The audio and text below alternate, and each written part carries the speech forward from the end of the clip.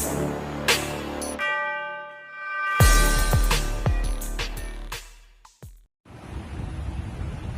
Morning everyone. आज हम इससे पहले आपको कंडक्टर और इंसुलेटर्स का क्लियर कंसेप्ट दे रहे हैं और अभी जो बताने जा रहे हैं वो ये है कि फर्स्ट प्रोसेस ऑफ चार्जिंग। हम जो यहाँ बता रहे हैं ये है processes of charging. Processes of charging में पहला प्रोसेस चार्जिंग बाय फ्रिक्शन का क्लियर आइडिया दे रहे हैं, या इसी का एक और नाम है और रबिंग भी इसको कहते हैं। नेचर में जितनी भी बॉडीज है सबसे ज्यादा इसी प्रोसेस से चार्ज होती है। देखिए ये है क्या, तो हम लिखते हैं when two bodies of a given pair of two different material of two different non-conducting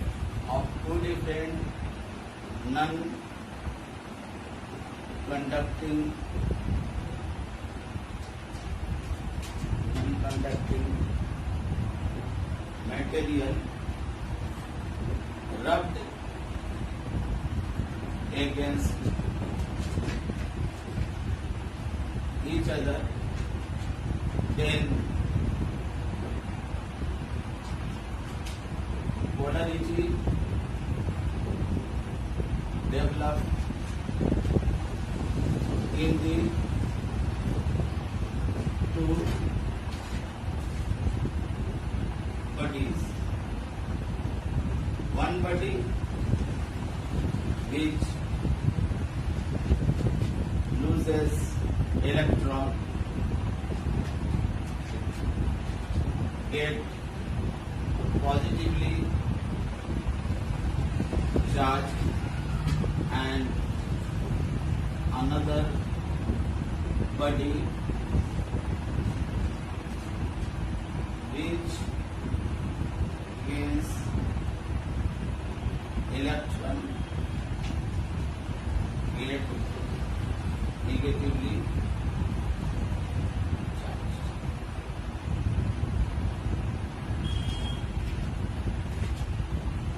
This process of charging is known as charging by friction.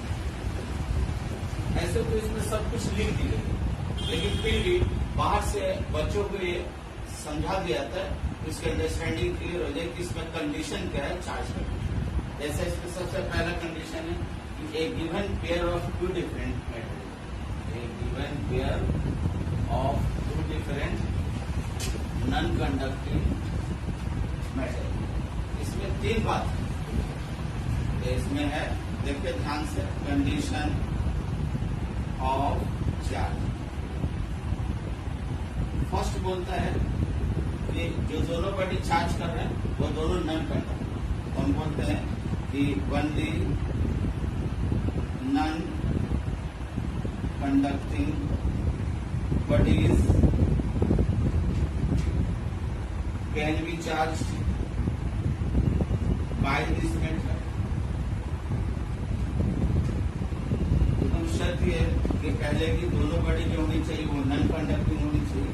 Second में बोलता है कि ऑल नॉन कंडक्टिंग नहीं, एक गिवन पेयर बोलता है। ये भी देखिए स्टेटमेंट थी, certain pair of substance when rubbed only then get। इसका एग्जाम्पल है, जैसे आप लिए एग्जाम्पल में कि आपका example number 1 glass rod and silk plastic com and here ebonite rod and fourth में है जैसे अंबर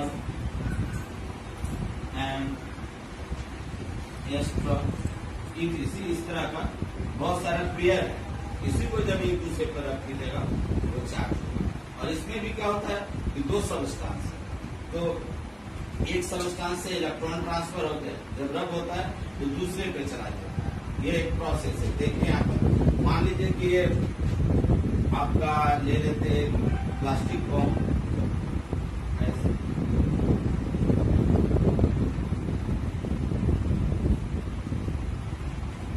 और इधर आप ले लिए प्लास्टिक बॉम्ब ले लिए और आप ले लिए हेयर।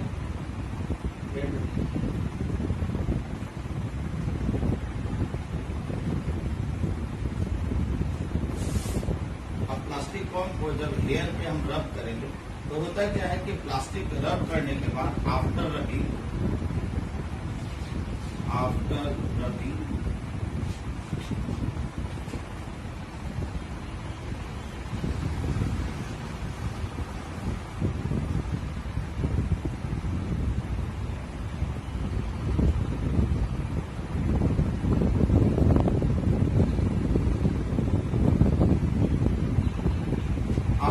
क्या होता है कि प्लास्टिक बॉम्ब से इलेक्ट्रॉन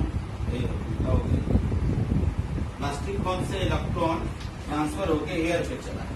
तो जब प्लास्टिक बॉम्ब में ये इलेक्ट्रॉन जो है वो लूजली बाउंडेड, और एक और है कि जब ये प्लास्टिक बॉम्ब में आउटरमोस्ट ऑर्बिट में इलेक्ट्रॉन होती है तो वो इलेक्ट्रॉन है तो उसकी जब रब करते हैं तो हीट प्रोड्यूस होता है। हीट प्रोड्यूस होता है उस इलेक्ट्रॉन के पास इतनी एनर्जी होती है कि रब करने से हीट इतना डेवलप होता है कि ये इलेक्ट्रॉन जो गेन करता है काइनेटिक एनर्जी, वो काइनेटिक एनर्जी जो है वो ऑर्बिट में जो उसकी पोटेंशियल एनर्जी है उससे ज्यादा हो जाती है।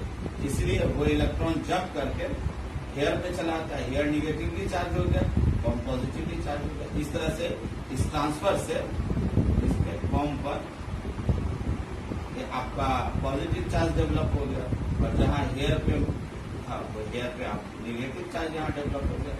इस तरह से ट्रांसफर ऑफ इलेक्ट्रॉन से ये बॉडी रबिंग से भी चार्ज होती है। रबिंग में भी ट्रांसफर ऑफ इलेक्ट्रॉन होता है। तो ये तो आपको बताया कि आप यहाँ पर नोट में लिख लीजिए। नोट में in the process of rubbing या आप फ्रिक्शन कहिए, transfer of electron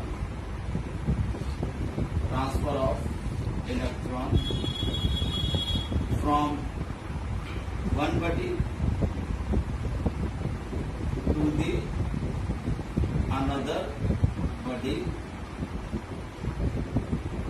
takes place.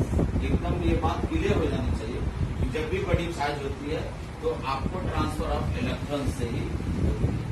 Otherwise transfer अगर इलेक्ट्रॉन का ट्रांसफर नहीं हो तो बॉडी चार्ज नहीं हो सकती है। ऐसा नहीं है, सिर्फ परमानेंटली चार्ज प्रोटॉन और इलेक्ट्रॉन नहीं होता है। दूसरी परमानेंट चार्ज कोई बॉडीज नहीं होती है। जितनी भी बॉडी चार्ज होती है सारी बॉडी ट्रांसफर ऑफ इलेक्ट्रॉन से ही चार्ज होती है। और हम लोग जो यहाँ पर पढ़ रहे हैं वो माइक्रोस्कोपिक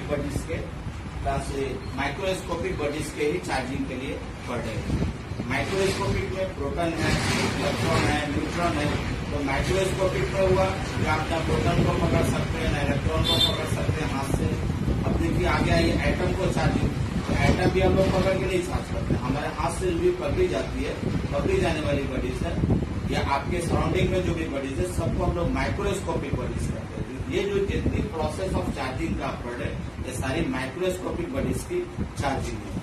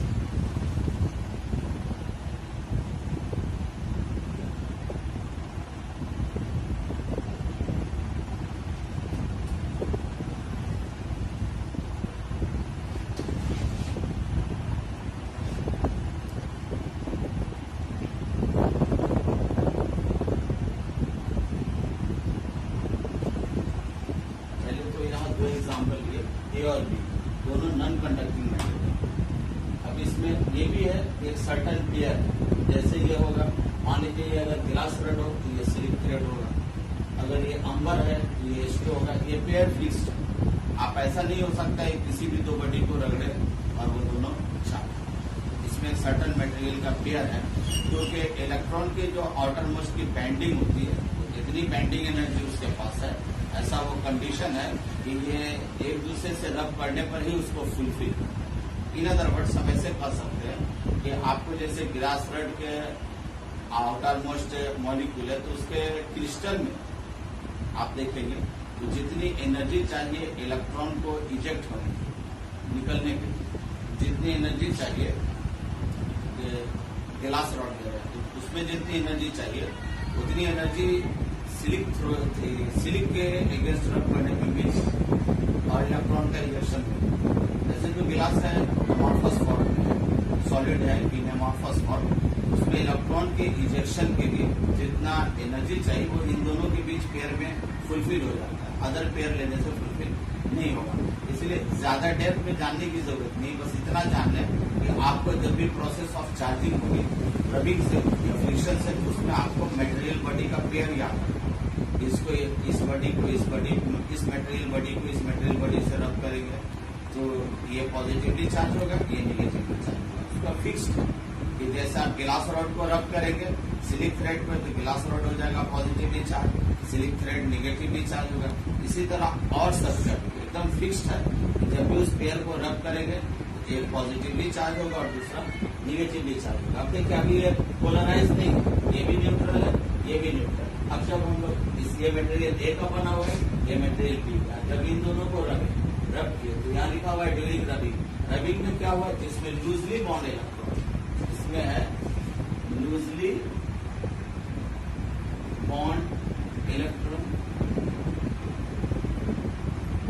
ये अपना इलेक्ट्रॉन लूज करता है, छोड़ देता है, और ये इलेक्ट्रॉन गेन करता है। ये इलेक्ट्रॉन का लूजर है, ये इलेक्ट्रॉन का गेनर है। यहाँ दिखाया गया, मान लिया इससे एन इलेक्ट्रॉन इस पर ट्रांसफर होकर चली गई, ये क्या हो जाएगा। तो क्वांटाइजेशन में आपको बताया गया कि किसी भी बॉडी पे चार्ज होती है वो एक इलेक्ट्रॉन के चार्ज के इंटीग्रल में होता है। तो ये आपका बॉडी लूजर है, इसलिए यहाँ माइनस देखा दिया, माइनस साइन है, ये आपको loss of electron, loss of electron, और ये इलेक्ट्रॉन का चार्ज है।